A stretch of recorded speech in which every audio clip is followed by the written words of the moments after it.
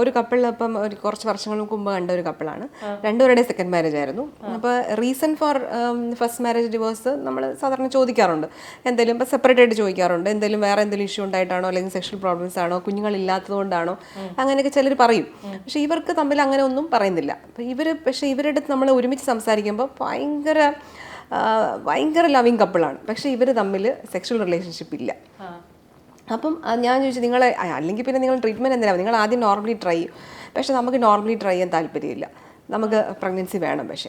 പക്ഷേ അത് deny ചെയ്യാനായിട്ടുള്ളൊരു reason എനിക്കില്ല. എന്ന് വെച്ചാൽ ഇവർ തമ്മിൽ അത്ര ഒരു സ്നേഹമാണ്. പക്ഷേ ഇവരെ പേരൻസിന് അപ്പം ഞാൻ വിചാരിച്ചില്ല, അപ്പം ഇനി ചിലർ വന്ന് ഇവിടെ നമ്മുടെ മുമ്പിൽ ഇരുന്ന് അഭിനയിക്കുന്നതാണോന്ന് അറിയാൻ പറ്റില്ല.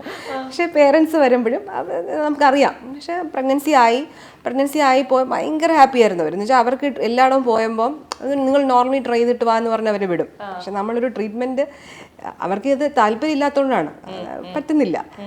മേ ബി അവരുടെ പ്രീവിയസ് റിലേഷൻഷിപ്പിലുണ്ടായ ട്രോമയാവാം, നമുക്ക് അറിഞ്ഞുകൂടാ. അപ്പം ഞാൻ കൗൺസിലിംഗ് വിടാം, നിങ്ങൾക്ക് അത് ട്രൈ ചെയ്യും. പക്ഷെ അവർക്ക് പെട്ടെന്ന് കുഞ്ഞ് വേണം, പക്ഷെ അത് കഴിയുമ്പോൾ ശരിയായിക്കോളും. രണ്ടാമത്തെ ഇൻസിഡൻറ്റ് ഭയങ്കര ഡിസ്പെരിയൂണിയ എന്ന് വെച്ചാൽ ഇന്റർകോഴ്സ് ഭയങ്കര പെയിൻഫുൾ ആയതുകൊണ്ട് പ്രഗ്നൻസി ട്രൈ ചെയ്യാൻ പറ്റുന്നില്ല. 7 years ആയി കല്യാണം കഴിഞ്ഞിട്ട്, എന്നിട്ട് സ്റ്റിൽ ഇന്റർകോഴ്സ് പറ്റുന്നില്ല. അപ്പോൾ ഹസ്ബൻഡിന് കംപ്ലൈൻറ്റേ ഇല്ല, പക്ഷേ ഇത് ശരിയാവണം.